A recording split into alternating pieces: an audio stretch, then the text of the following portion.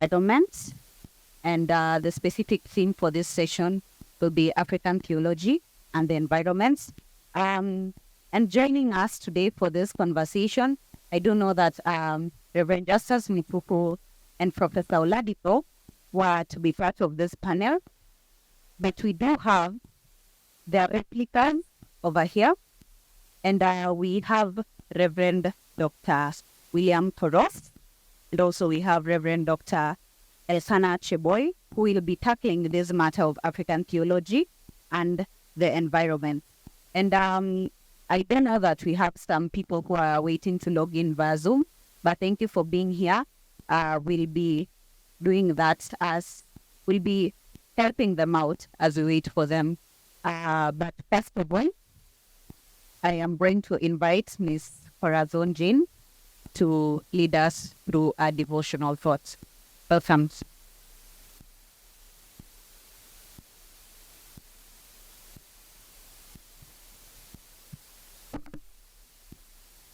Good afternoon. Good afternoon again.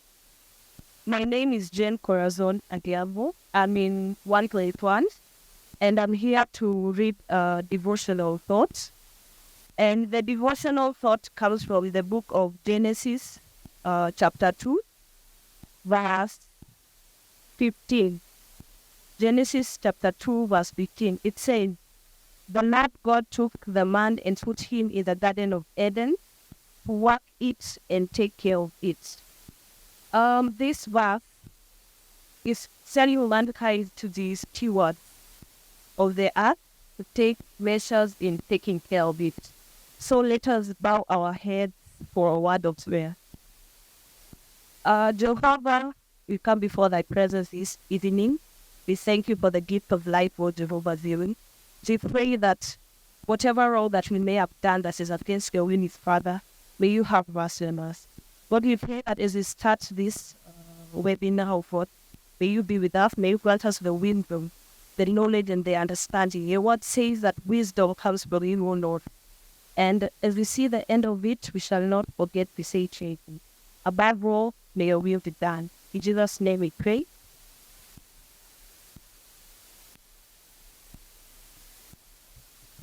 So thank you very much, Ms. Corazon. So because I don't want the people who are joining us online to miss out, Ms. Melissa Mugai had earlier informed you to think about what do you think about this topic on African theology. And I think I'd first love to go to the guests that we have today who are your students, and maybe we can get one or two people who can inform us what they think about this topic. So anyone? I think I'll start with you, Christian. And you can also take the mic around. What do you think about today's topic on African theology and the environment?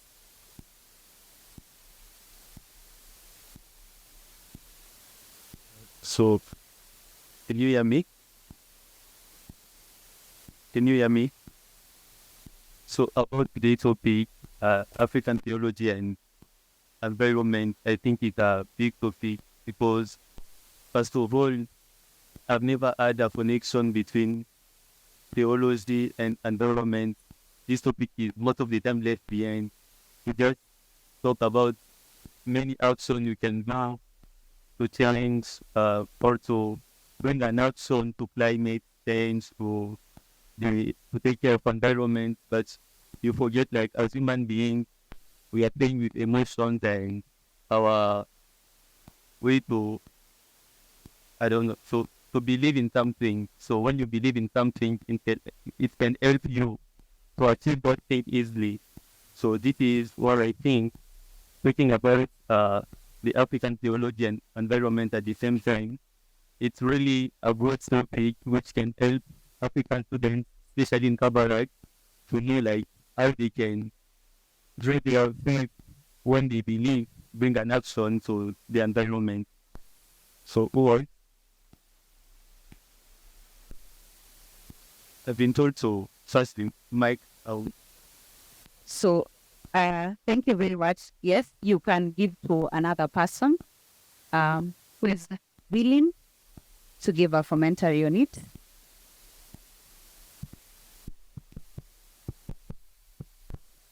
It's just a random thought.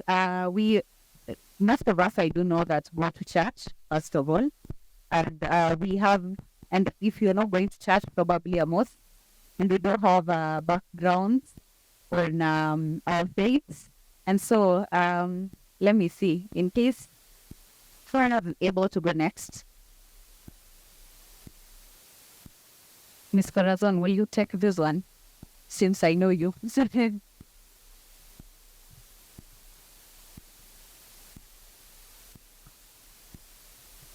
So what do you think about the topic of today on African theology and the environment? I see my opinion is today we are bringing learn on how the environment and theology are married. Yeah, that is my thought. Okay, thank you very much. Any other person have a hand there?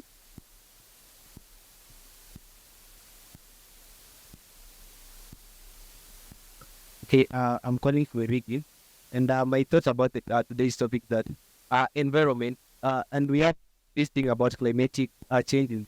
This is an issue that is affecting both Africa and the rest of the world. Even though we are not mega contributors to this, but we are still being affected.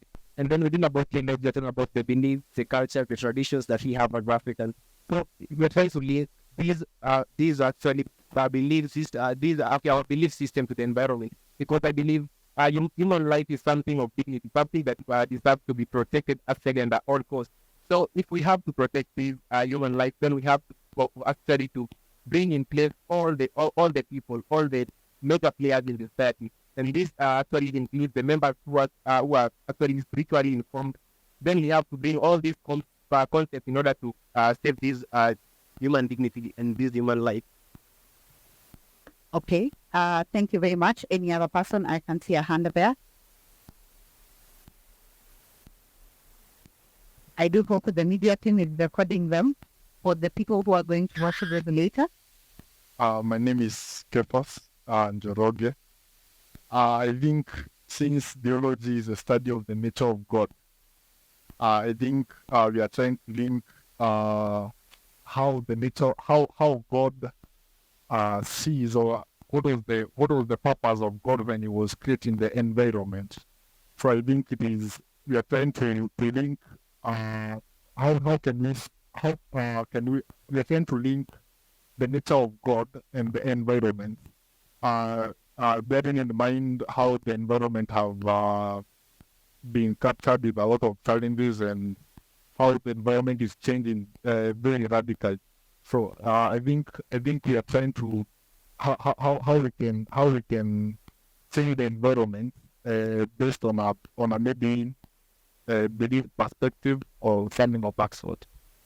Okay. Thank you very much. Stanley, are we okay?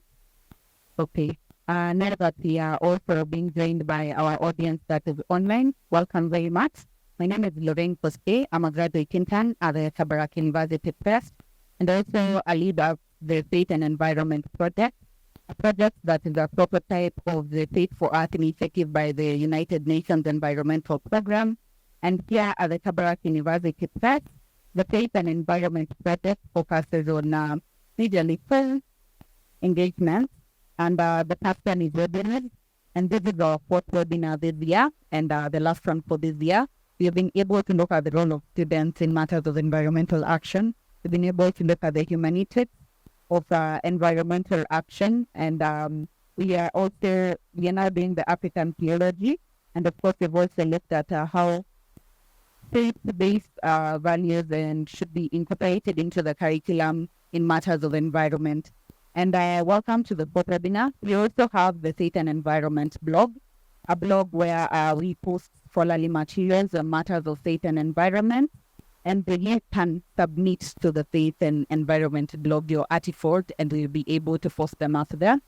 We also have some community outreach activities, and we are trying to base them on faith organizations.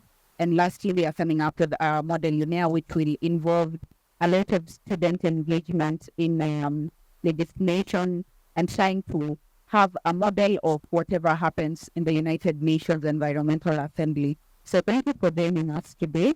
And I am going to invite Miss Nobility Letitia, who is going to give us the Congolese perspective of how they see the matter of African theology and the environment in their country. So, Ms. Nobility, you can just come to the front before we go ahead.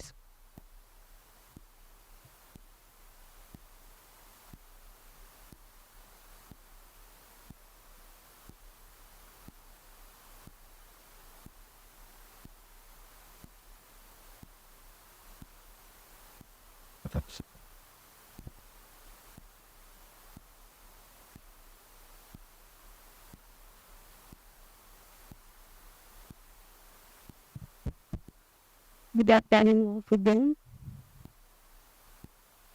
And NLP understanding how the nation interacting with the environment.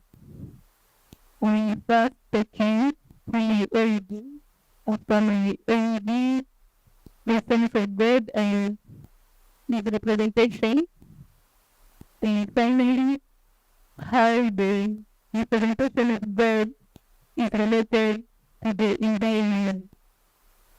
So, I am ability and politician.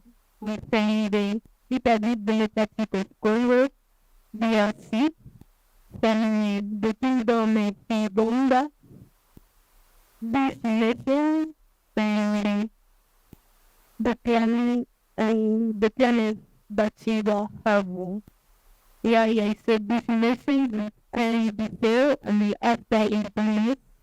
In nation, which is by tribe, where the less population rate of the DRC, that due to saying armed conflict, many of us are immigrated, and due to the decentralization, many of us have lost their lives, so we are powerful but not hard in the past.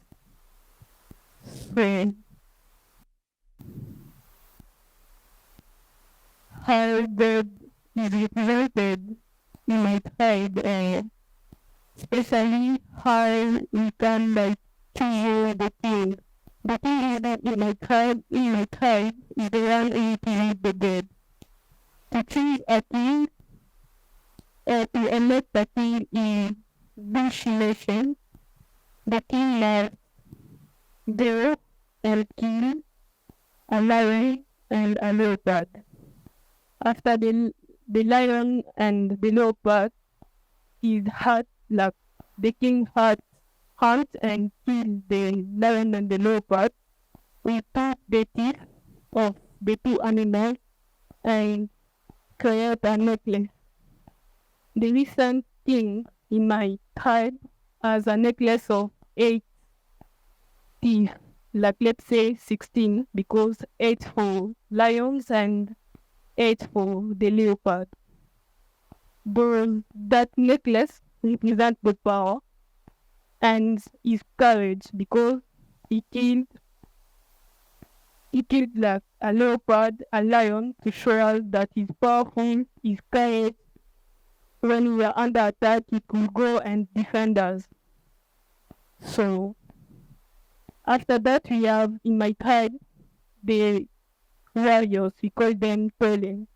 They wear a skin of leopard, each of them. There are many among, because in my tribe we are millions. I don't know exactly the number. We are millions, and each of them wear a leopard skin to represent the power. So, what the reason of citing the lion and leopard teeth and also the skin of leopard is because to have the teeth, to have the skin, a leopard, a lion is killed. So one question arises there. are they aware of the sense of environment, the way they are related to it? Many of us will think they are not, but yes, they are, because when a leopard or a lion is killed, it's not every day. We must have an election, we must have a king in our tribe. At that time, we have to show who we are.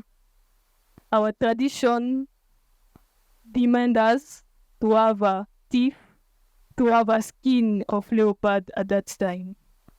So yes, we know what is environment from what I think a Congolese perspective. Thank you. Thank you, Miss Letitia. I do know that we all have our various traditional religions where you are growing, and you can just go ahead and sit down and give us the mic also. So thank you very much, Letitia, for that. I do know you're wondering, but you do realize that the constant killing of wild animals is also environmental degradation. And if we are able to point out these things in our society, we do know that traditionally that's what used to happen. But right now we need to be more conscious about environmental matters. And also in the same line, we are going through, Christianity came along, Islam came along to Africa. And we all here either have read the creation story, have learned about it. And so we are here today to dissect that.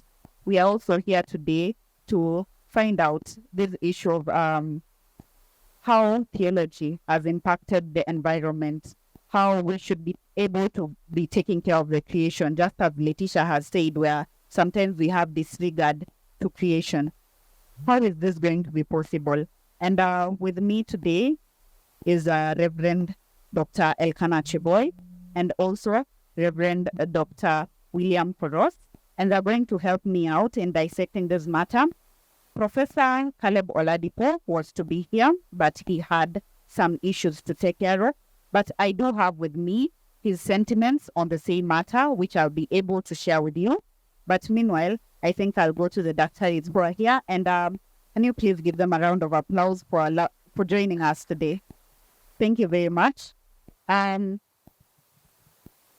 think I'm going to start with you, Dr. Cheboi. What do you think are the impact that African theology has had on the environment from way back to whatever now you also study and teach in theology? Thank you. Good afternoon. Thank you so much. African theology, Christian theology, emanates from the understanding of the Bible. And it is articulation of the Bible to African realities, or the realities African face, and you bring the sensitivities of the African people so that they are in dialogue with the scriptures. Now, how African theology has contributed. Now, let's begin maybe on a global scale first and say, Bible in Genesis talked about God creating the world and creating human beings, animals, and their plant life. Now, it creates that with a unique purpose, and the creation, of course, declare God's glory, and they communicate something about God. Now, it has a robust understanding of why creation is there and why human being is there, and is supposed to rule over God creation. Now, my point there is that even theology has come from the West. As much as Bible has been very clear, they have also misinterpreted the Bible. For example, when Bible talks about that human beings were given authority to dominate, now they use that word, dominate, from a negative side and say we are the bosses here. We are supposed to say what should be done. Yet that is human beings who are supposed to rule over God's creation just as God rules, because they are in image and likeness of God. So they are supposed to rule as God rules. And that is ensuring that creation flourish for its own sake, not based on if they are useful to us.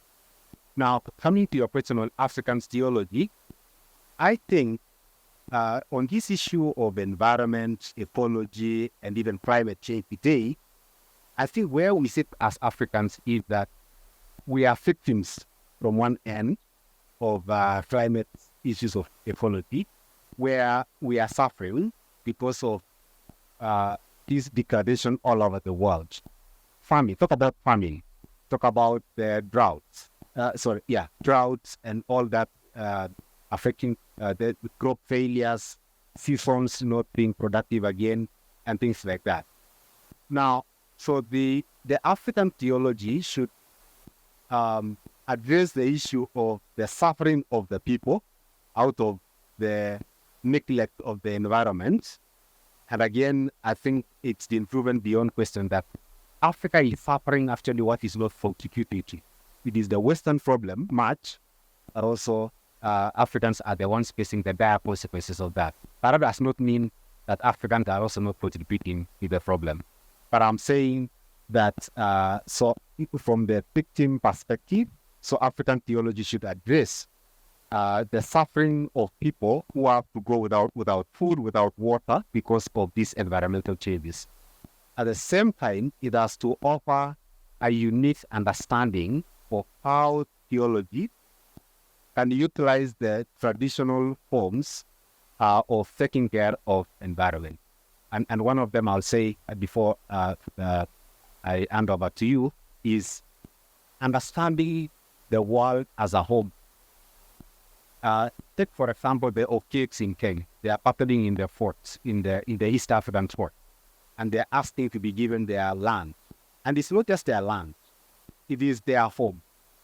And if we have to understand and develop an African theology, it has to be like we need to take care of our home, and articulate this idea of interconnectedness for food creation. That it's if we don't take care of the environment, it will play negatively on us. It's not just the animals that will suffer the plant, but it is also on us. The world is interconnected, and we live in an interconnected form, which in Greek it's called oikos, the entire home.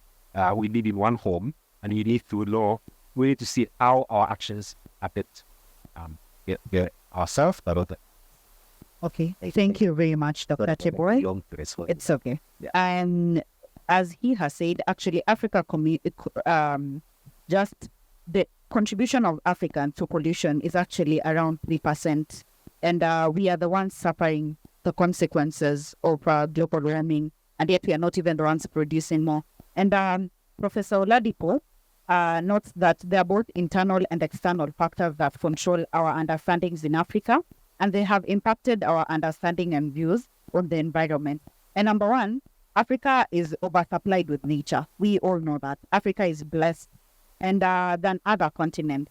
And so consequently, most of the time we also take for granted what we have, and we always view as if these resources have no end.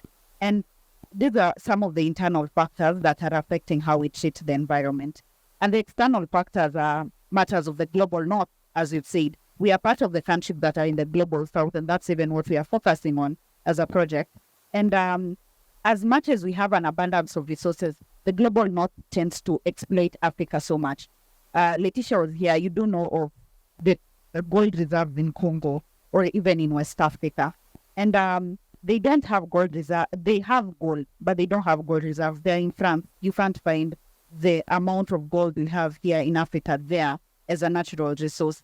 And therefore, with this in hindsight and the theological impact that is happening, which is being the will of God, we have been exploited as Africans also. And Africans must say no. Dr. Koros, what do you think about this impact and the statements on that have been shared so far on the African theology and the environment? Yes, thanks, Lorraine, for having us in this conversation. I remember part of Israel, but truths that also participated in a conversation like this, looking at the hermeneutics of what the Bible say, in understanding the problem of environment. Now we are talking about the impact of African theology. I agree with Professor Ladubo that he has those factors, external and internal factors that has contributed. They allow me to cite some information and some sources, people who begin to understand from the Western perspective, which I think has a lot of effect on us. There are a lot of literature that has been written on the issue of environmental crisis. One source is this one written by Professor Lynn White. Professor Lynn White wrote some work entitled "The Historical Roots of Ecological Crisis." You can check on it later. And in this work, she actually tried to review the development of science and technology over the many centuries and the effect it had. Well, beginning with the medieval Europe, later on, and during the period of Enlightenment, during the period of technological advancement, and so on and so forth, that led to the modernization of industrialized world, that also contributed to the alarming ecological crisis. The response of then is very interesting. During the mid-20th century in America, environmentalists had progressed under two discordant philosophies: the philosophy of preservation on one hand, and the philosophy of protecting on the other. Now, as a result, there were those who said we need to protect the environment for its benefit, for its own benefit. And there were those that said we need to protect the environment, which included President Roosevelt then, who said that we need to protect the environment for our sake.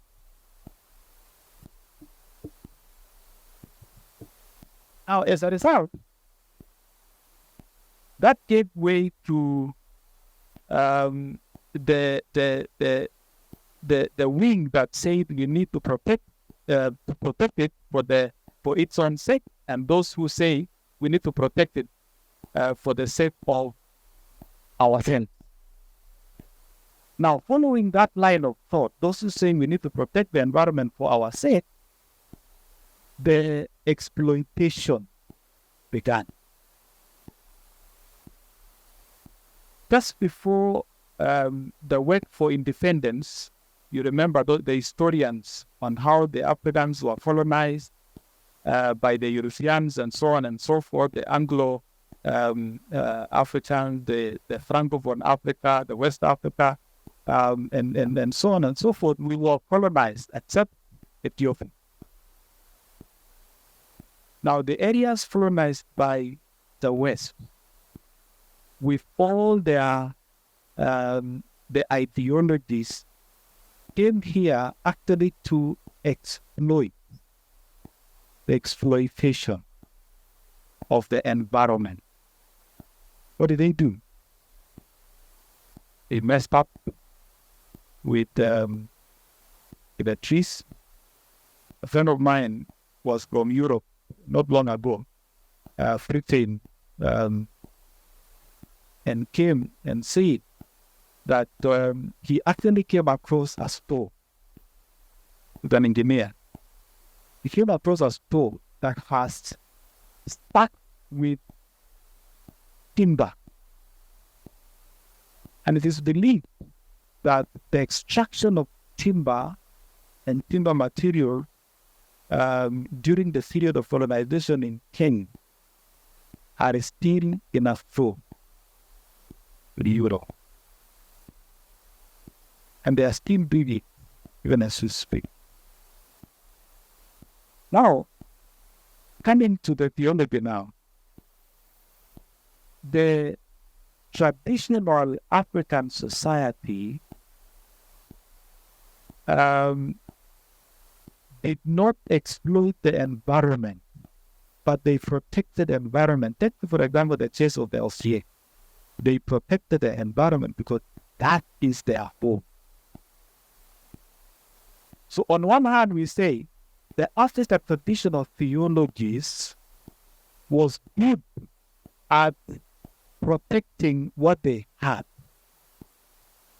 And that's why when you go to Masai Mara today, you will find the Maasai interacting with the lions. And the lions do not harm them. They expose them, and it's like the lions also know that this is part of the village, of the home.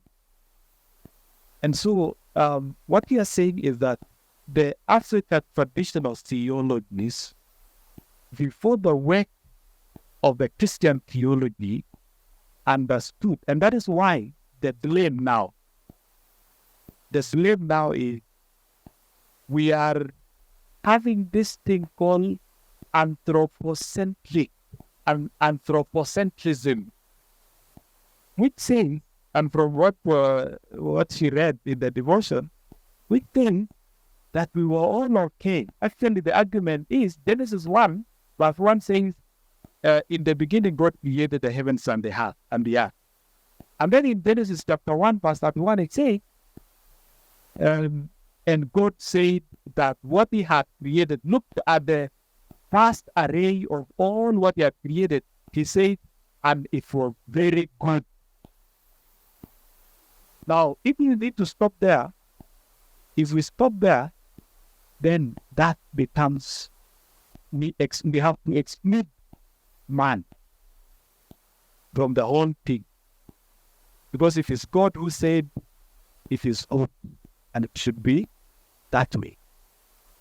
But then when you come to Genesis 2:15, it says when God gave man the money, and that became the genesis of our covenant, of our ecological life.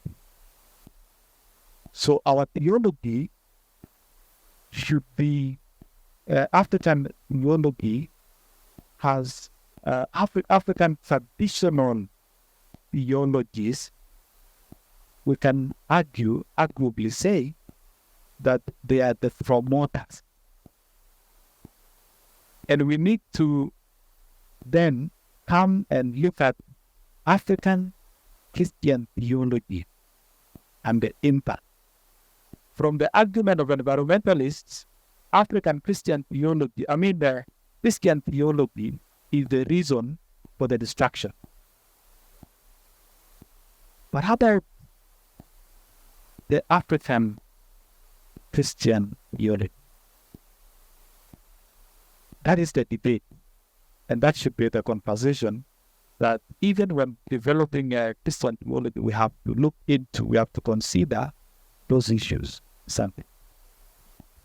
Thank you very much, Reverend Koros. I do hope our online audience is okay. I hope sound, everything is checked. Thank you very much for taking us up for that. And of course, on how we think that the African theology has affected environmental conservation and degradation. And of course, I think Dr. Oladipo has also noted that theology for views on how theology has affected environmental degradation across conservation or degradation across Africa. And in his country specifically, he states that theological views have affected how we live and conserve in Africa. When we believe that God created all things for human consumption, we tend to control and manipulate what we have in abundance, and therefore it is in human nature to dominate. But a more mature understanding is that we are managers of what God has given. We are not the owners. And so he states that in his country, Nigeria, an Italian company, for example, started dumping industrial waste. I do know that if there are any of the studies here doing environmental law, you will come across the shell cases, the Ogoni people, and of how the industrial waste that was dumped across the Atlantic Ocean, since you know that Nigeria is a mining of oil, and it caused cancer. And the foreign companies that often paid the government officials bribe started when the Nigerian government started to reject exploitative measures of foreign companies in environmental degradation, is where that change started to be seen. And so as African theologians, he says, there is need to lead the way in educating the population on the African continent that we have Africa, and we should conserve responsibly to protect our collective future as a people.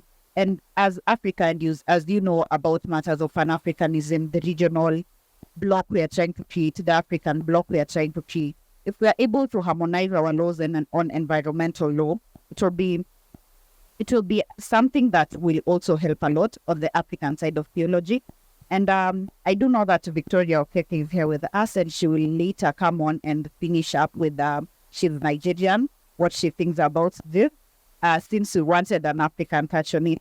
But with this sentiment, Dr. Cheboi, how do you think that the theology has affected environmental conservation and degradation across Africa, and maybe now in Kenya? And I do know that you did your studies outside the country at some point. Maybe where you have been before across Africa, how did you notice the effects that theology have had on environmental conservation and degradation? Thank you. I think I've studied in Kenya from my nursery school to the PhD level.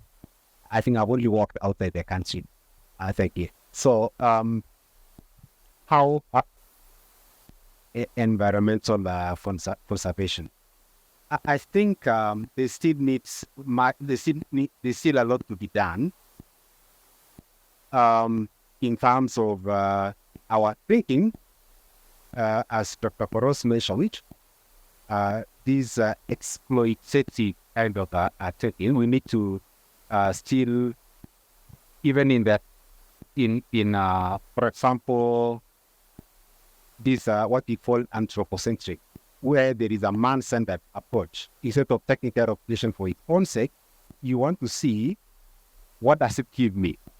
For example, in our country, Kenya, if the wildlife will not give us revenue, will we be taking care of this wildlife? You take a point. See, for example, the Karura Forest even in Nairobi at the city. There's a few kilometers from the city, and even Uru Park, where there is a small resting area, but there's been forces, and even the Nairobi Park, there's been some forces to relocate this. I don't know, do you relocate the forest? You relocate the park to Narok and to Masai area and to other parts of the country, and retain the city to be buildings with people. But looking at, let me say, when we talk about African Christian theology, it is now that African theologians are coming to consciousness that they need to develop theology of their own that listens to their heritage.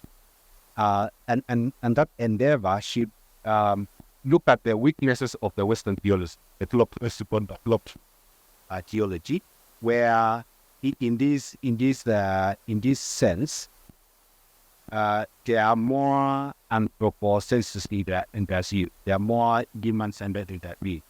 And I'll propose some areas where we need to see often I said about the home.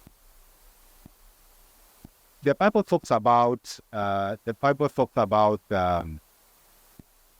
this world is God's world and creation is God's creation. I propose that we need to also have an understanding that this world is also our world, not just God's world, but also our world. And if it is our world, there is a tendency to take care of also what is ours, not just God's world and God brought there so you can mess it up the way you think, but it's also our world where we live in this community that we need to take good care of. In terms of how theology is shaped, but I think there is evidences. I've seen many Christian movements sponsoring initiatives of planting tree, issues of awareness, issues I think I listed them here as the meaning of the top of my mind. Yet I taken some time to see them. The church also, there are other issues that the church needs to also, apart from conservation, they also need to champion for alternative processes of fuel, which we can use. We also need to champion for policy at the local level. And this, policy will streamline other things and practices within the nation. But also, I've talked about the tree planting. I've talked about awareness in churches, in schools, but also using pulpit as a means to promote this. One of the aspects, one of the lens which Christians have been given, is that we are so heavenly minded, and Bible talks about the gospel of salvation of human beings, but it also talks about the gospel of creation, whereby Jesus also in Romans 8, that is the Bible says that also creation is waiting for the liberation, where it will be liberated from decay, but also from what it was subjected to in Genesis chapter 3. And so we live in this. For Christianity, we need to hear this gospel of creation more from the pulpit, and people to say amen from the pulpit when they hear that they need to plant trees, and so yes, we're in God's image, and we should focus on evangelism and missions, but also we need to be sensitive so that we present the whole counsel of God. And I think that's an area that African theology should be sensitive to present the whole counsel of God. That it's not just human beings; it is also the entire creation that is going to be liberated in God's agenda. That is looking forward to that ultimate liberation. And the Bible is very clear on that. That the new creation will be renewed. It will not just destroyed, this creation destroyed, but there will be a renewal in the new creation of what we see.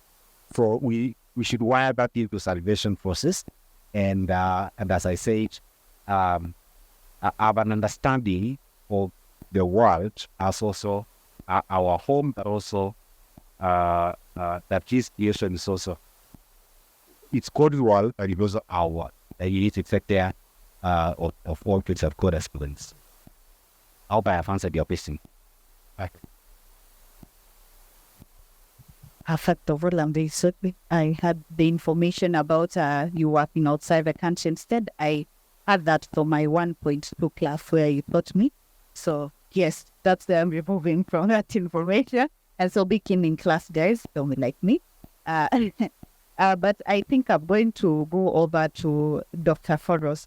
What do you think about how theology has affected environmental conservation and degradation across Africa, and specifically maybe now in your situation, the places you have been to, especially in Africa? Yes, and this woman. But it's a German.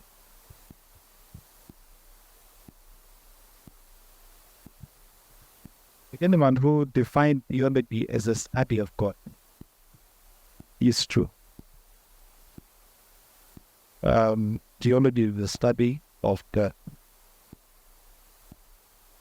then every time you talk about any theology,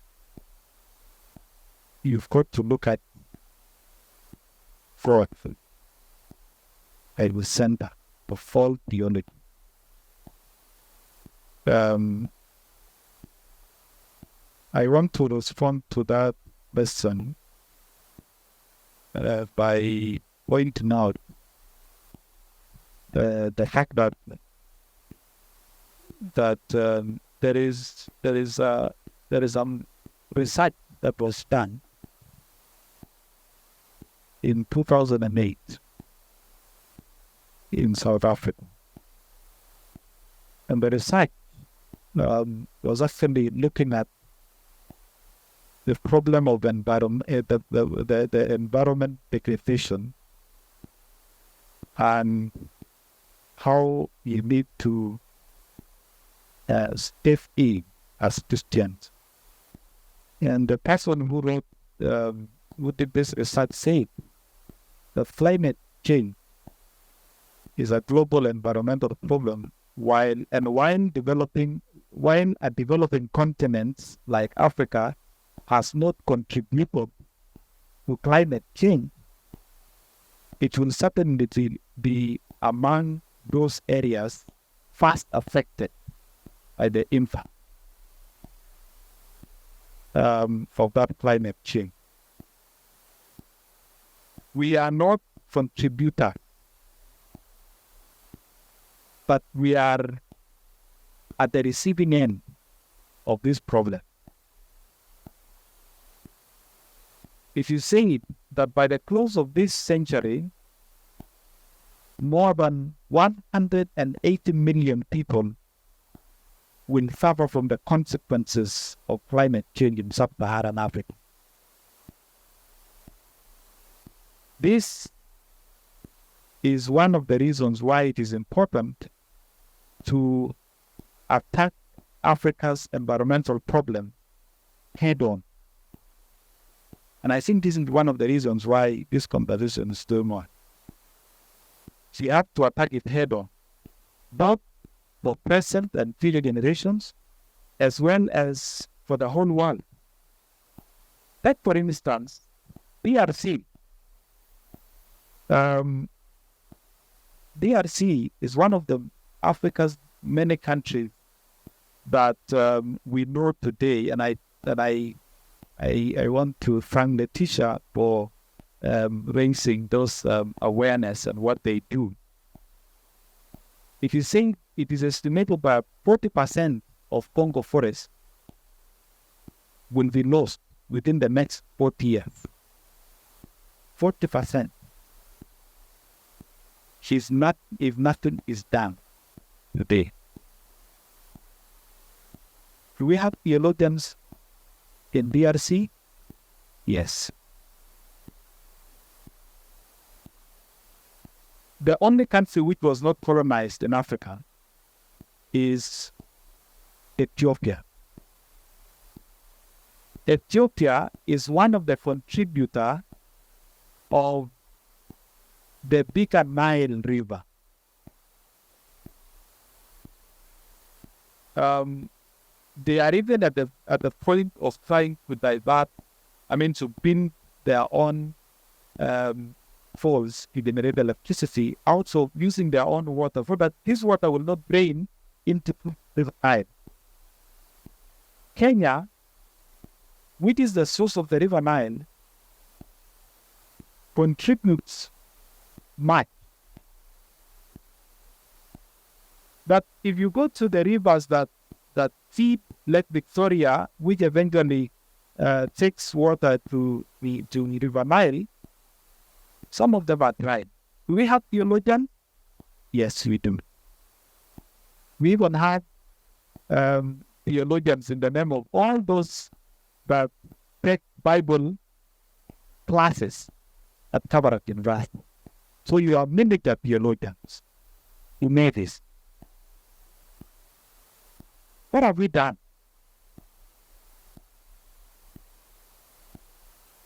This is what I suggest. At the heart of our theology as Africans, you must have three things in mind. One,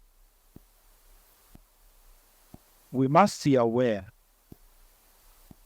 of the centrality of the Creator that created and said it is good.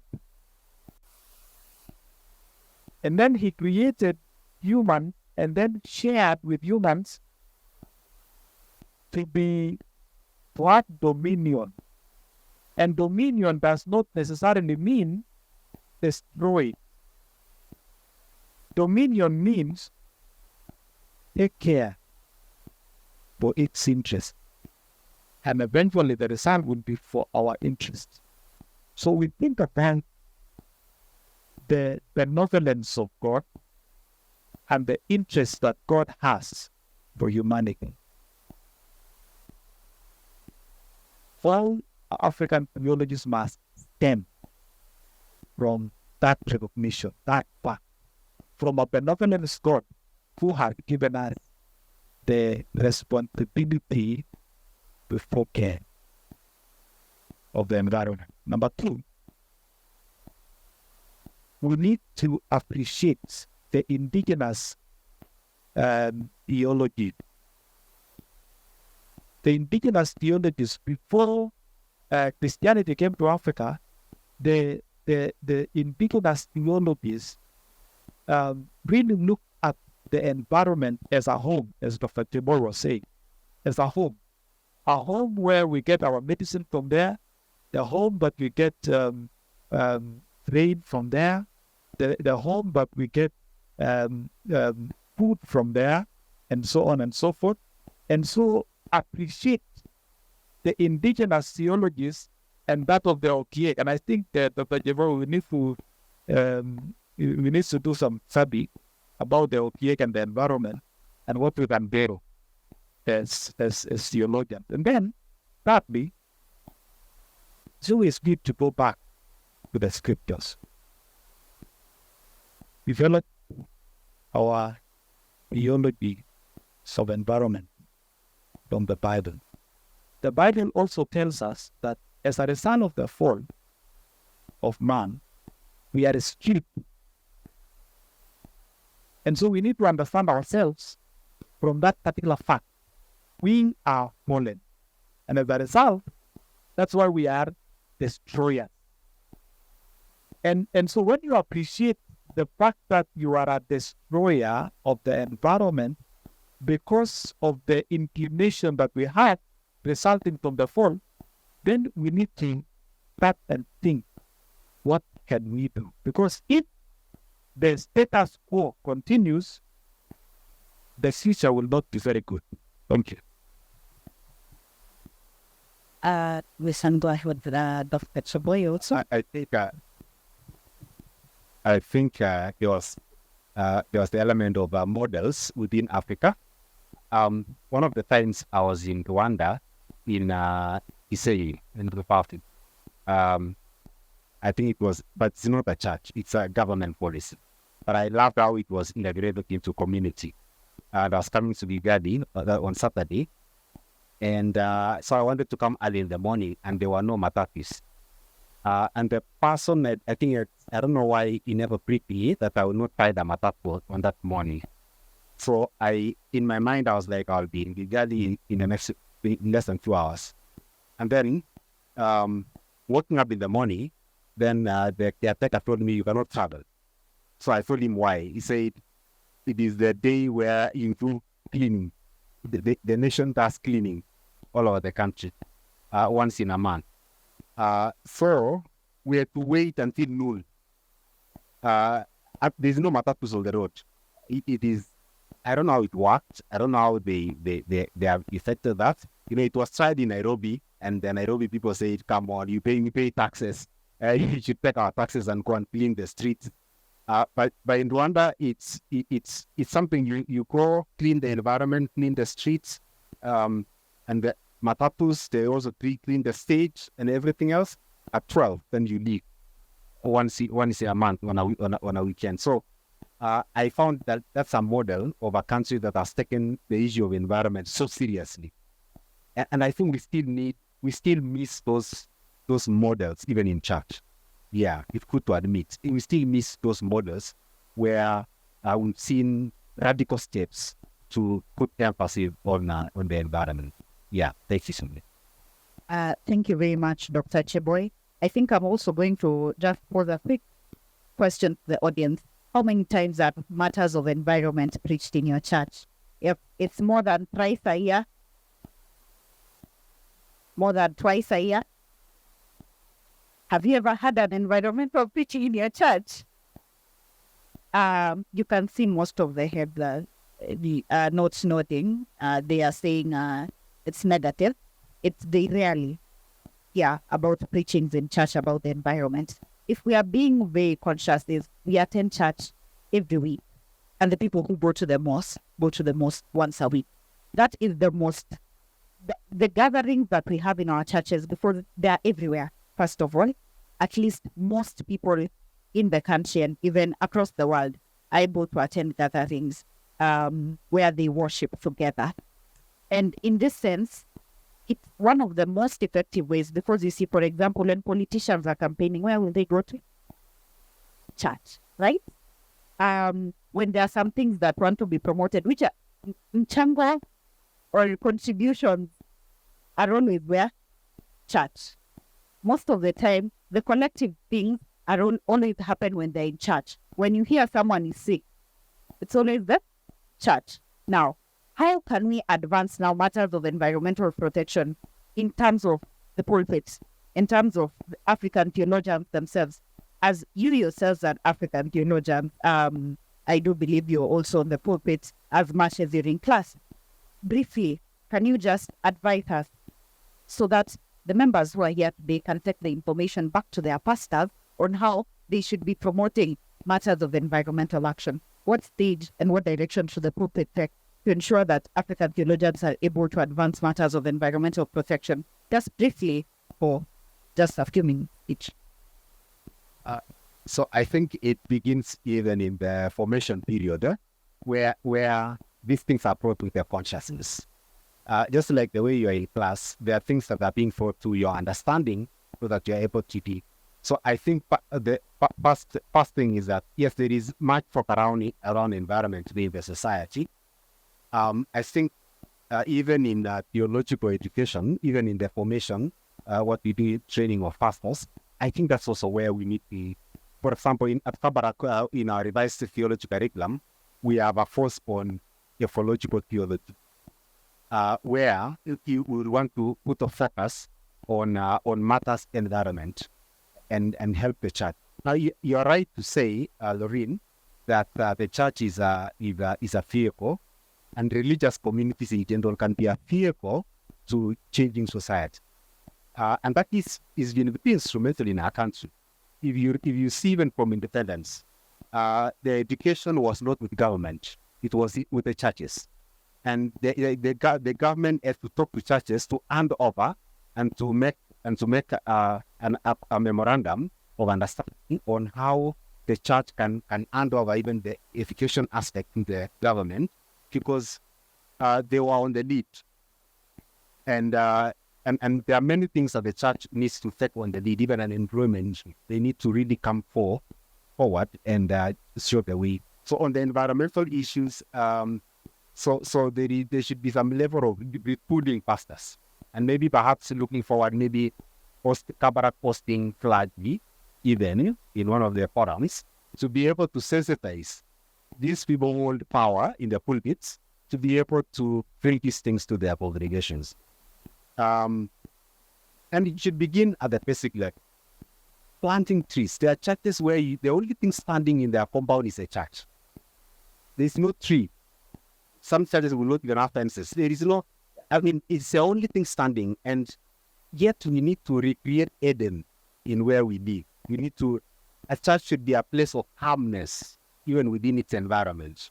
And so there still need to be more awareness and connecting our role in the environment with our godliness. That is a missing aspect.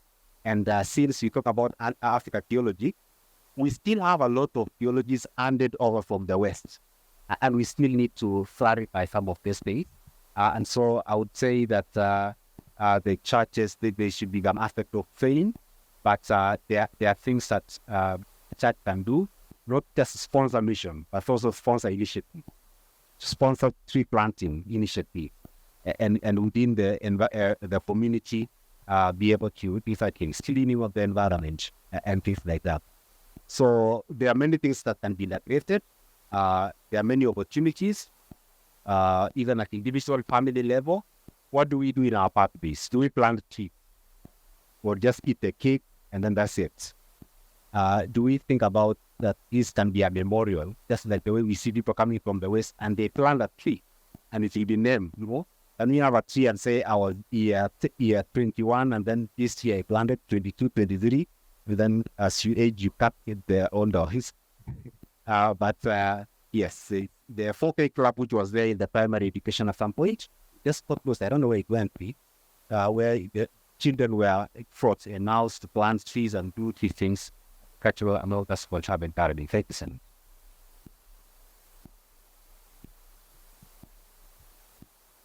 Yes, Lorraine, I must admit that from the church perspective, we are actually a failure story. Because there is no keen interest, particularly in our Kenyan context, where you hear a Christian community planning to do an afforestation. You've never had. During the Nyayo era, we are a beneficiary of Nyayoism and Nyayo philosophy.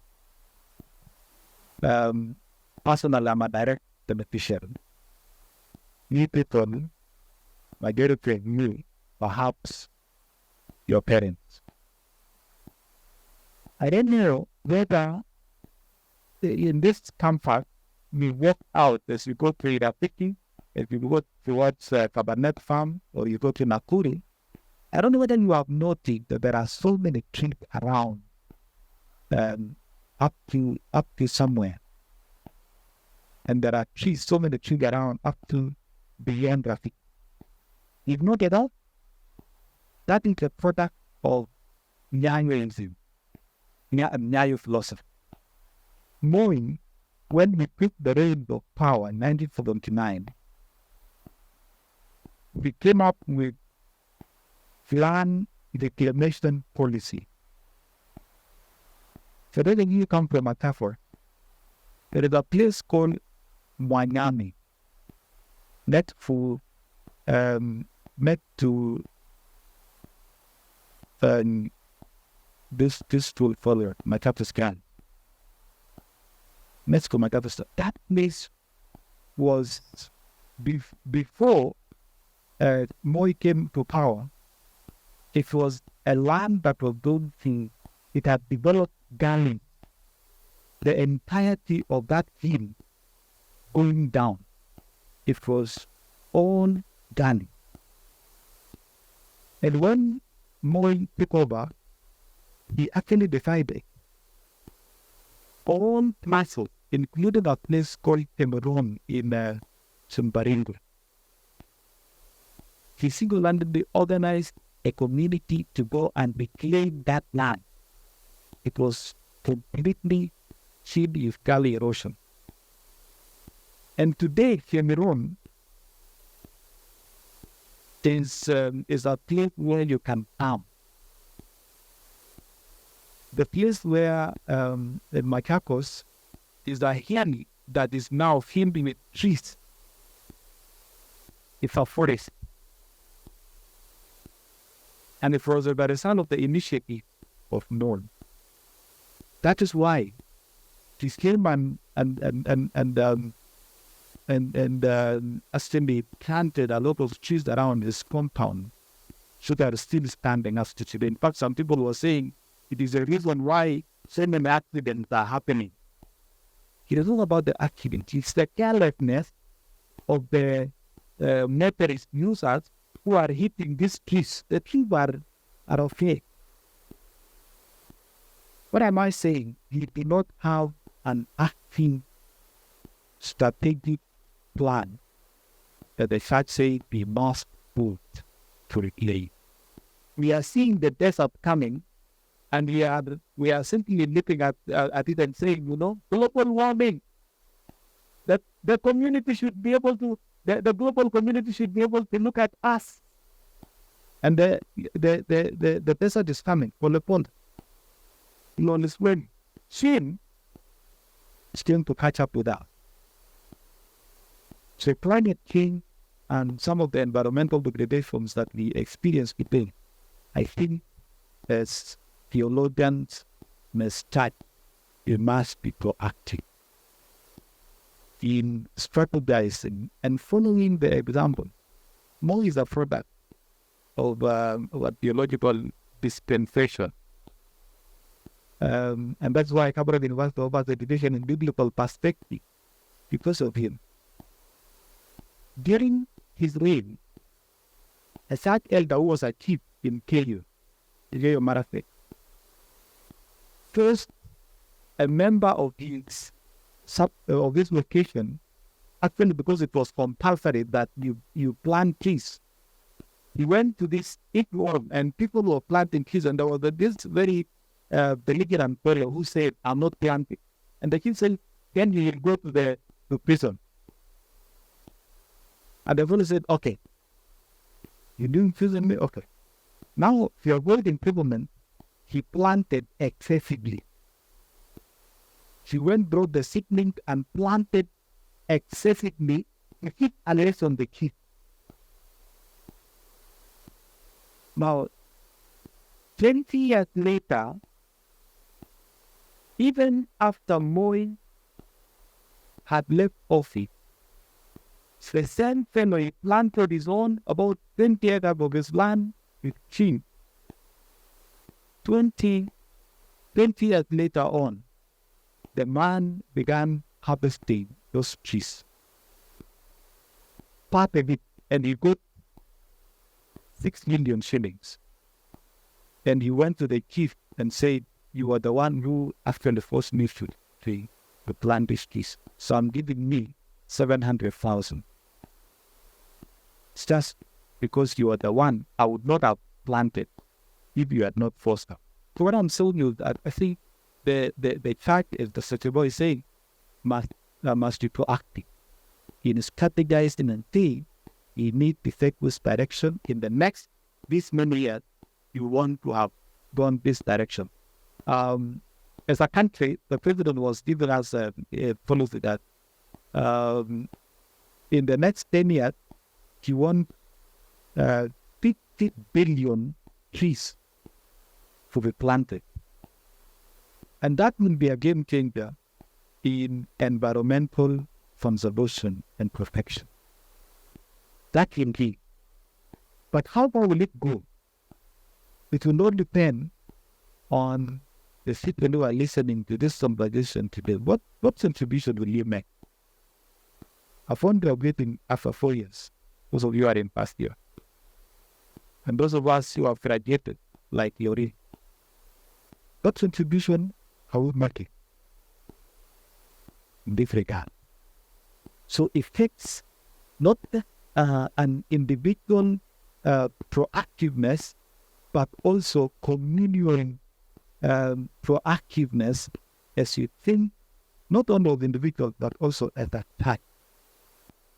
What are you doing, Elkana?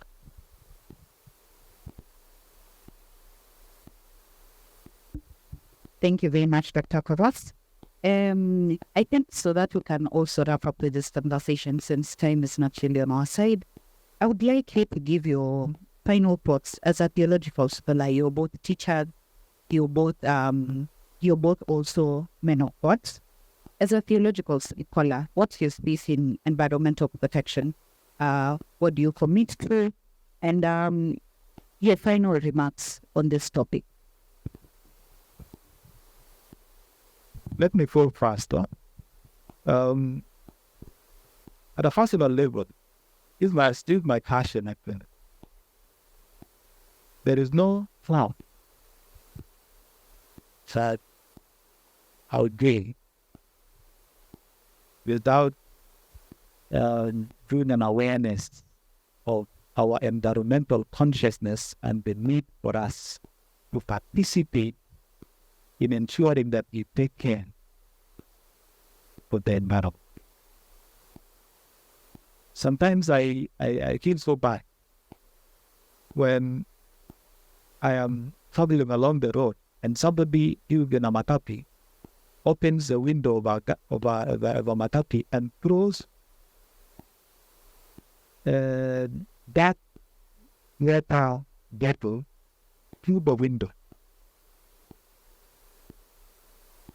That is going to directly affect me in so many ways. We fake milk from a bucket, and then when we are done with that bucket, we just throw it through the window. Either the windows of our houses or the windows of moving vehicles, or the windows of our classes. We live in Rafiki and so on. Once you are through with the milk that you bought and made your tea, how do you dispose that packet? Are you conscious of your environment? So, as a theologian myself, I always I'm always conscious of that fact that there is need at my own level. I make awareness, and at the same time, in my own compound, I wish you would come to my compound. I have a small compound, and in that compound, I long to be there every time because the ambient, the environment there, the trees, it's just good. What do you do with your? In a small way, I think he would somehow, and that is my theological response. And I'm also conscious of what God tells me. I need to take care of God's creation. It happens also to be my home for now. Let us make him heavenly minded and of no earthly use in our time. Thank you, Dr. Koros. I think what I would say on that is, let me specialize it. I think the environment needs some form of healing. If you read Second Chronicles, chapter 14, or on what people should do during repentance and seeking God, that God will heal the land. I think our land needs healing with the world. We've already messed up with it, so, and it needs some form of healing, some form of restoration. So I know it's a human problem, but since it's also God's world, we should also involve God in the process of seeking healing to come to this land, and God can be gracious to that, because we already feel the impact of this mess in the environment. The other day, some people were saying they have gone, I think, up to 5 seasons without rain. I don't remember. I don't remember. Like skipping a season, like in my own place, like without food. Every year there's been food and all that. Raising delay, but there'll be food. Then be harvest. It is like that. But you see that there is a fluctuation in the environment, so we need to involve God. Number 2 is what Koros said. So the good thing about Christianity is that it decentralizes power. That's why Jesus asks his disciples to go into all world. I think we need to. It's a theological discussion, yes, but it also involves Christians. It's a theological discussion because if you don't address it at the belief system, then the pastors will not have what they can cascade down. But it's also every Christian's role to be able to keep their environment. And it falls down to the small things Dr. Koros say, littering around, cutting down of trees, even to the catchment areas, What do we do that? We raise our voices on that. Another point thing is advocacy. We can also do raising our voices, but also doing something, planting the trees and being able to live in a good environment that is nature friendly. And I think this is something that is doable. So there, all these theologies, all these strategies and policies should boil down to each one of us having a responsibility to do something about reversing what is happening in our world today. So thank you. So thank you very much, both Daftaris. And I think for the sake of Professor Oladipo's comments on the scene, to say that we have a bilingual Africa and the application story in Genesis and how humanity was created. And so he basically breaks them down as God created mankind in his own image, and he formed man from the dust. And then the second story is earlier in the creation story, where, of course, I do know that most of you are doing Bible who are here today, and you know about Genesis 1 and Genesis 1 and how it states about the creation story. You learned that in class, right? That's in Bible 1, right? Yes. And so basically, where God created Adam and he breathed life into his nostrils, it's basically saying that our humanity, the sense of humanity is been dead. And that really adds spiritual meanings. And the latest study of creation, the world that God created is a construction project of humanity, and really there is a challenge to continue God's creation. And so definitely, it says that there are two Adams in us, where the biology we have as human beings is that we are instructed to be that we are instructed to also build the creation by how we live. And we are also spiritual beings, and we are to be made to recognize who we are as God's creation. And so the first Adam was to manage an apple tree, tend the garden, produce more apples than the tree. And the second Adam is more spiritual and beyond us where the apple trees came from. He knows about his relationship with the apple and God. And therefore, Professor Oladipo says that this metaphor is to help us see that we are both physical and spiritual. And therefore, we are to manage God's construction project as engineers and to defend and guard the garden of God that we call Earth, which is our planet. And more significantly is that we are spiritual beings and we should wonder where the apples came from in the first place. And sometimes it's both mysterious and lonely. And to him, to say that his space in environmental protection is to manage whatever God has given him. And when he cuts a tree, for example, for a construction project, he plants timber. And he learns about God's creation and marvels that he's not utilitarian, pretending that everything God gives belongs to us, but he can use it and exploit them for my gains.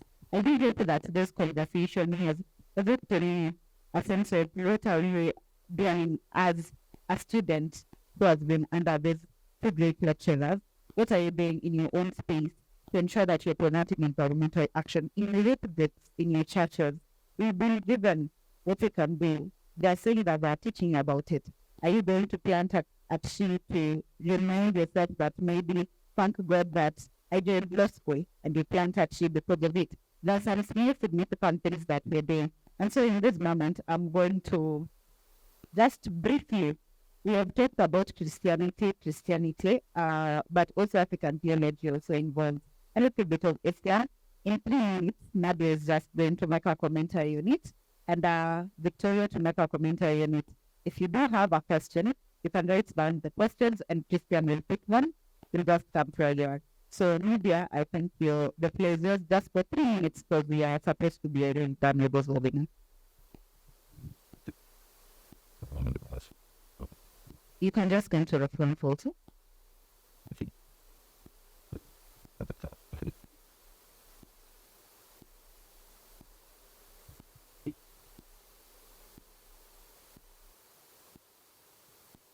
Good afternoon.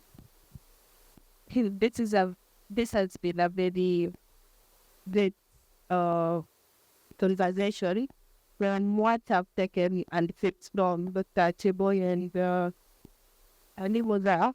It's now of what Islam is. I can say, even in the Islamic, yeah, even in the Islamic ground, we are failing.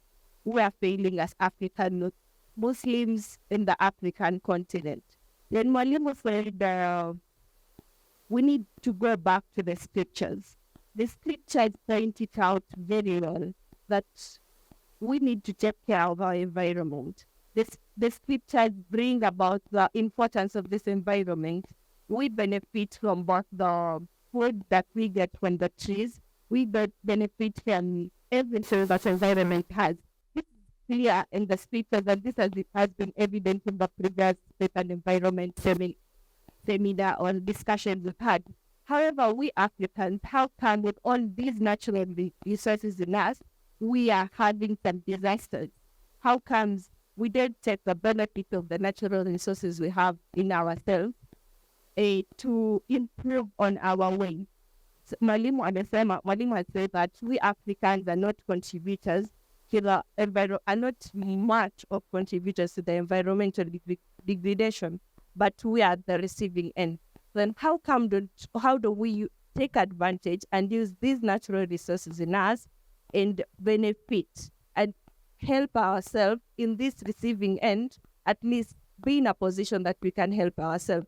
I think it, just to reiterate what Mwalimu amesema, it begins not only from at an individual level, but a community level.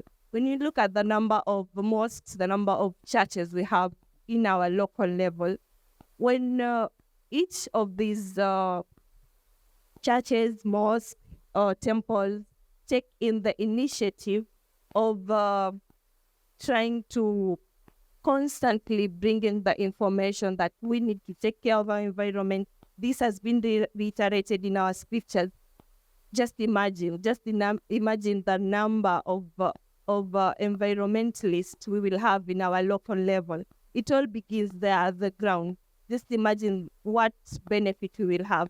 I remember I was once talking to a friend from Zanzibar, Pemba, and she told me, Nadia, here, we don't have money. We don't have money in Pemba, but we have food. And I was like, what? What she told me is, I'd rather go to our farm, nikachukue mohogo, some have it as my breakfast, but I don't have money, but I've had food. So that's where the benefit of environment comes in. This environment helped us to get away from the disadvantage that we keep crying as Africans. Oh, we are the receiving end. We don't have food. We have drought. We have flood. But yet we can take in the initiative from the local level and help us ourselves in this receiving end improve on the disadvantages that we have. Yeah, I think that's the contribution I have for today. It's just we ourselves are lacking in the push within ourselves to begin it from the local level and enhance on environmental conservations. Thank you very much, Nadia. I am just going to take two burning questions. Who has a burning question? I'm going to take two. I'll take one from Letitia. And since Christian had made a comment, I see Mogesa. And I want it briefly because we're already way past time. So just something short. And I think I'll combine, before she speaks, let me combine it also with the online questions so that you can answer them as a whole. Daktari to answer one and you answer one. And so the online questions, first of all, we do recognize our dean who is joining us online, the editor-in-chief of the Kabarak University Press, Mr. Humphrey Fala, who is also joining us online, Reverend Justus Mutufu, who is also joining us online, and Ms. Catherine Chiriot, a lecturer at the School of Theology, who is also joining us online. Thank you. And the questions are, Julius Litunda asks what efforts the church has made to ban the use of single-use water bottles, since it's one of the greatest environmental pollutants. And Darkan Begen asks, how long can it take for the environment to be restored? And Letitia, you can ask, and Mogesa, and then after that, they'll all be answered at a go as the guests make the closing remark. Okay. Thank you for your presentation and your presentation. So very fruitful. And so at the beginning, I was the one talking about African traditionalism. African theologian saying that we need to think nature as something special and holy because it's the gift of God.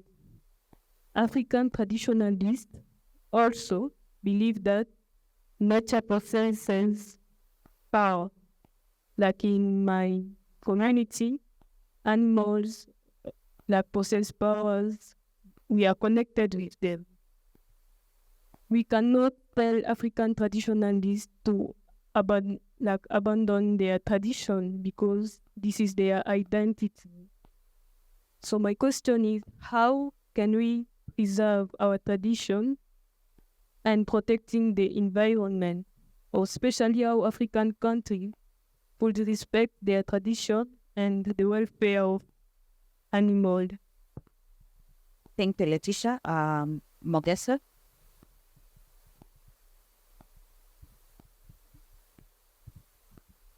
Thank you so much for this opportunity. My name is Eritis Egesa, and my question is on the idea that has been brought up to curb climate change. The idea of having a global invest tool. And this idea would mean that everyone in the world is testing on a specific day. The same thing that is happening in Rwanda, you mentioned. And that would then lead to when we eat, and let's say we put it on Friday and then we make Christians worship on Saturday and Sunday not be there, or the rather popular day on Sunday, and what implications would that be? Would that have to these other religions who perhaps worship on Friday and Saturday? And that's my question. Thank you very much, Mogesa. We also recognize the School of Theology students who are here with us. I don't know if they're in the room. Yes. So one last commentary, since all who have spoken are from law school, just for half a second. Good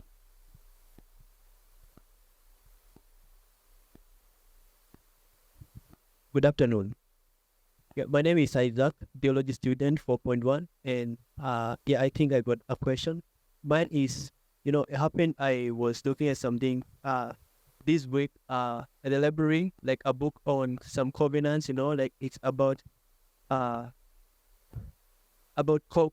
it's covenantal theology, and I was really amazed on how, about the story of Noah. I was looking into the story of Noah and the story of Adam, and they two connect in a way. They are very similar. Those two accounts, as I was looking into them, I realized they are very, very, very similar in that, for the accounts, man is given the dominion of all the creation. But, for men, I think we've got an added responsibility because we are given dominion of our women too. And therefore, as we talk about, conservation of the environment, women could also take a bolder step into making our environment better. And my question is, when God created man, he placed him in the Garden of Eden. And, the terminology used, again, as I was looking into that book, they are very different in a way that when God made the first garden, he actually did not create it. It's like it just came into being through his word. He didn't use his word to create. Same thing, the same case applies to God, the past, his creation of man, and as opposed to the other animals, he would just say, let there be, but into man, he created man, then he gave him, he breathed into him soul, to make him a living soul. So does it mean that first garden, Eden, whereby the first man was kicked out of, was a very special garden as opposed to the other garden where man now was sent to go and cultivate? The first command was, he was placed there, just work on it. Then after his sin, he was kicked out of the garden, and he was told, now go and, you have to till the ground. Would it have been better for us to be in the Garden of Eden, in a way, just a speculation on that? Thank you very much. You can give the Let's study over here. Yes, you can go ahead, Dr. Koros, and answer the questions of youth. Well, investment. Let me respond to this last one. And remember, when man was kicked out of Eden, the place he was given to take care and nurture the place that they had that had plenty. He was put to a world that the Bible says the environment was growing with thorns and thistles, meaning that as a result of the fall, the fall affected the environment. The fall affected so that Adam, instead of now enjoying the bounty and the plenty of that particular Garden of Eden, she's now to employ a lot of energy, and as a result, it will sweat. So the ground is cast, the vegetation is cast, and is going to employ a lot of energy in the process of serving humanity. So was Adam sent out of an environment which was beaten?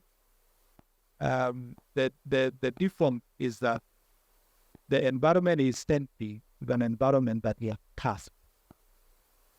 So that instead of enjoying the bounty and the plenty in the garden, is now working, and it's working through void.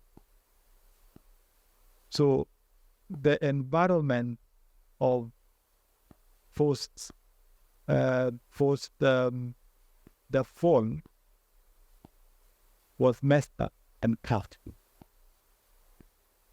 So we would have been better off if we had stayed within what God had commanded us to do. But then, that's when it now water under the bridge. You need to think about how are we going to work on this environment where we are. So going back to the previous question, ATR, African Traditional Religion, you heard me say that we were okay within the context of ATR. And then later on, the people that colonized us and brought Christianity are the same time ones that also brought all these things, the impact of global warming and so on and so forth. And ATR they get, as we evangelize and as we reach out to understand God, we also do what we call contextualization. You contextualize. What are these things that African traditional religion have? What are these things? Not everything that Africans have is bad. There are certain things within our culture that you need to harness, borrow and live from, and then use it. And one of it is the environment. Just like you said, the Africans look at the environment as sort of light, and we are related. So we need to contextualize that and be able to run with it. Particularly those areas. But then, of course, there are those areas that Africans have, which they need to feed it with a supra culture, the culture that transcends all cultures. It is the culture of the Scripture. Thank you. Thank you, Dr. Koros. Just 3 minutes or less. Or be less. There was a question on how long we The restoration of the environment. restoration of the environment, how long will it take? I think until Jesus comes. because you still have human-centered, you still have people with self-centeredness, and they will destroy even what you plant today. They will pollute the environment, and we just need to be conscious, just like the way we talk about human redemption being progressive, certainly not progressive, human redemption being something continuous, and you also need to conceptualize environmental care in the same terms, that this is something we should be able to do hand over to the next generations until we hit the time of givers. Otherwise, it's not something you say you've won and then you go back to something else. I think these are home. We need to take care of it just the way you take care of our homes every now and then. Now, there was another one on what the church can do. I think that was also covered in our presentation. That yes, there's many things the church has not been doing, and also which Nadia has also mentioned, it cuts across that the religious community has much to do, but we talked about on what we can do on advocacy, on preaching, on supporting youth group and things like that, and ensure that within our communities, our local areas, that there is something done to that effect. All right. The other one was I think it's been answered by something special. I think it's been answered by Dr. Koros, but what I'll just say on preserving African traditions, even the environment. Let's all agree that Okek people, for example, would not have lived in the forest for the all until Jesus comes. There will be a time they would get out of the forest, right? So that as much as you have this heritage, but you can still find a way of coexisting. Just like the way we see animals and even communities within Narok and Kajiado areas and Samburu and other places in Kenya, so where there is coexistence, but in a different way, than we've known before. So the preservation of our cultures, I think the use of animals, hate and all that, I think that's something which never threats in any way the animal, the wildlife, but there's even more positive, as Dr. Korosa said, but there is need to just renew and review our interaction with the environment from time to time. There will be traditions that will be good to maintain, but there will be those that we need to abolish with my faith. Thank you so much. I think that's all I can mention. Okay, thank you very much. I will now call upon Ms. Melissa Mungai to give us the closing remarks, and Victoria Okeke will just point out to us and pray for us as we come to a close. But meanwhile, as she comes, I acknowledge Zakayo Ojijo from the Jaramogi Oginga Odinga University of Science and Technology. Thank you for joining us. And Reverend Mufuku says that the creation, a quick comment to keep us on the right framework about healing and the environment is the creation of what will be described as environment precedes the creation of humanity in the creation design of God. This anchors the vision and the centrality of the environment in God. And it's this creational design that places man to a position of a steward, which is the first three incidents of the environment, destruction, and justice in Genesis 3, after the fall of man with Adam and Eve's irresponsible cutting down of leaves from trees to cover their nakedness, which means the trees whose leaves were cut down experience injustice, obviously affecting other plants and environment, and it took God's intervention to commence the journey of salvaging. Ms. Melissa Mungai, please just make closing remarks for just a minute. Yes. Good afternoon, everyone, those joining online and those physically in the room. I'm Melissa Mungai, also an editor at the Kabarak University Press that's hosting this conversation. I think mine will be more of a vote of thanks than a closing remarks because I really jotted down so much. So let me start by thanking our panelists and speakers from the initial preliminary talks that we had about what conjured up when we thought of African theologies or religions. That was the theme of today. We had Nabintu shared with us her Congolese perspective. Thank you so much, Miss Nadia, who also shared with us a bit of her youthful experience and a bit of Islam. We have Professor Oladipo, who's not with us, but his key points really undergirded the key pointers that the speakers have given us today. Of course, Dr. Cheboi and Dr. Koros, asanteni sana for those wonderful insights. I think my take home, if I may, is one of home or the source. And then the second one is the benevolence of the Creator. If I could just be brief, those two will be my take home. Those online, I recognize you again and thank you for joining us. Reverend Justus Mutuku, our university chaplain, for your support as well, being one of the main panelists usually in this type of conversations. The Dean School of Law, Professor John Osogo Ambani, thank you for your support. Our editor-in-chief and lead in the Faith and Environment series at the press, together with our moderator, Lorraine Koskei, so editor-in-chief, Mr. Humphrey Sipaya. Asanteni sana for convening all of us and making us think about this key interaction between faith, environment, and our daily lives. Asanteni. And to our physical audience here, thank you for being so attentive, filling the room this rainy day on Thursday, the 2nd of November, 2023. Thank you all. And Ms. Vicky, I yield the floor to you for the prayer. Okay, thank you very much, Ms. Melita. As Vicky comes, I would also like to convey my gratitude to all of you, and especially for our guest. I'm very sorry that we had to start this late, and we have overcompensated for it also. And I'm sorry I was not conscious about your time, but I hope to improve next time. Vicky? Hello, everyone. Good afternoon. Hope you're all well. I'm out of photo with the most response, but please already that I get and go happy as they privilege to do this on. Did I learn to learn from the Samen Cognac processors with doctors of growth of everybody?